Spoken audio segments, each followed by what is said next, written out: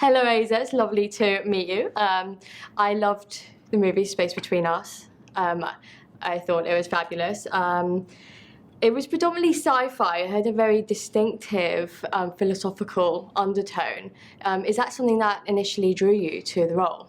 Well, I think there were a few things which kind of attracted me to the project. It's got so many kind of themes that it's pushing and genres that's really combined here. You said it's science fiction.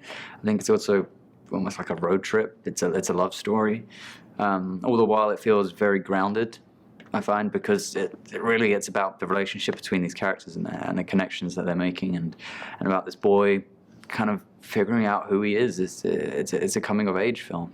Yes, no, definitely. It's great. There's a lot of human nature in there, so people can relate to it. It's really fun to watch in that respect.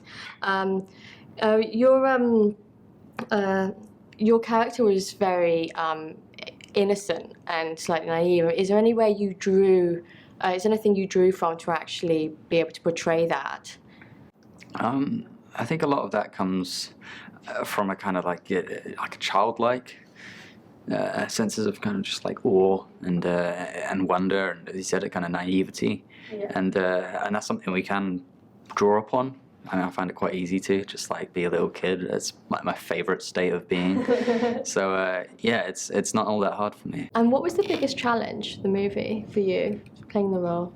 I mean, there are a few challenges. It was the first time I was living by myself, which was fun after a while. But you know, I mean, it gets lonely living by yourself in an apartment in Albuquerque, being like 18 years old. But you do it, and I had a great time. Actually, I loved the shooting process. We had a great casting crew. And actually, you went through quite a big development within the role as well for like yourself. Probably, like I was cooking for myself, was doing my own washing. Big steps. Yeah, wow. Big man. Big man out here. Yeah. No, that's quite hard. It's challenging to be able to be working and have that independent growth going on. That's tricky.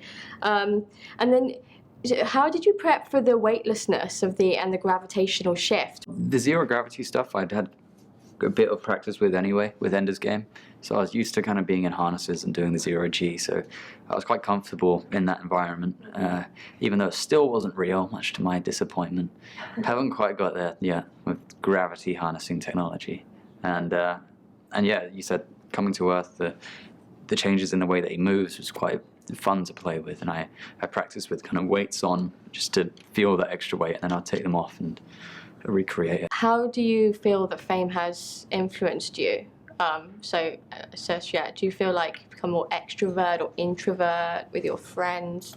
I really don't know. I mean, it's hard to say what I'd be like. I feel like I'm still pretty kind of, as you said, I've been able to live in London and just keep out of the whole fame thing for the most part.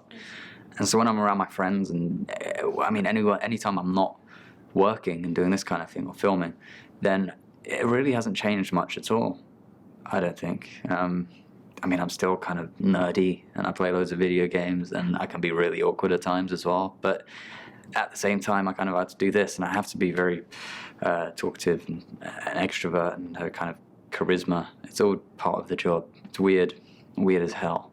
You're doing it incredibly, so well done. It was lovely to meet you and talk with you. Thank you.